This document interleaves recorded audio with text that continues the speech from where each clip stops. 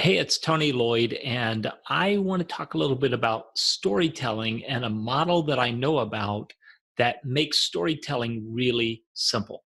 So here's the situation. I've been calling for these 5-minute little stories from people to talk about a time that they were able to thrive or connect with others or contribute to the world in the face of adversity. So something they're up against something, but still they found a way to make it through. So I've been asking people to do that, and I've been surprised at how difficult that seems to be. That people have a hard time sort of understanding what a story is, that it takes place in a set time and place, and there's boundaries around it, that it has an arc.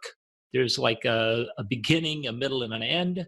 That there's conflict, that something happens in the middle and they have to resolve that. So these seem to me like they are fundamental storytelling tools or tricks or whatever you want to call it.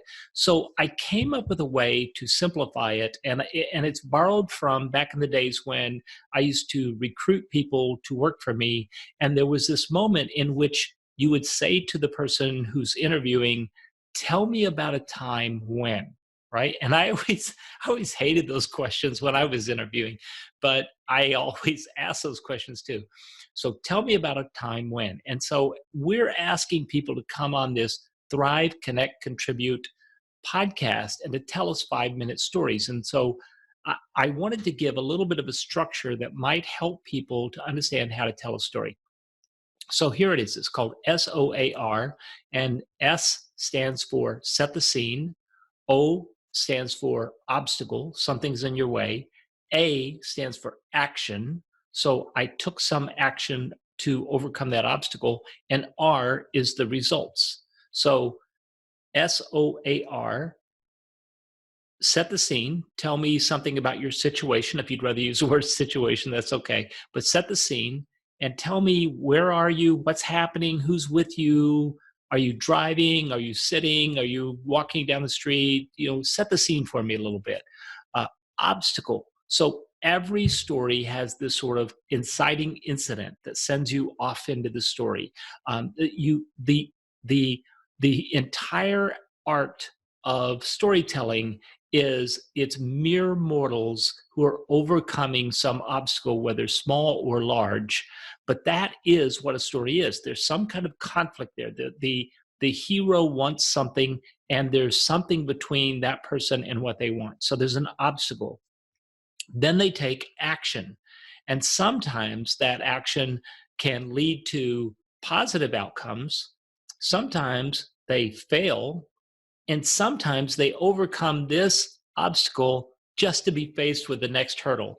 So stories don't have to be long and big and epic. They can be like little Russian nesting dolls where there's a story inside of a story inside of a story inside of a story.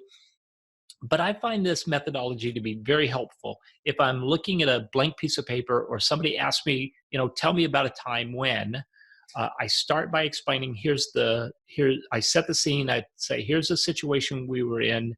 I talk about the obstacles. So here are the things that we were up against. I talk about the actions that we took. So, if there's a problem, you have to do something about the problem. And so tell us what you did. And then the results. So what were the outcomes? We're calling for stories right now at thriveconnectcontribute.com. And we're asking people to tell stories, look, 5-10 minute stories about a time when they were up against an obstacle, they were up against adversity, but then how did they find a way to thrive in life, to connect with others, and to make a contribution? So look us up, thriveconnectcontribute.com. Thanks. Bye.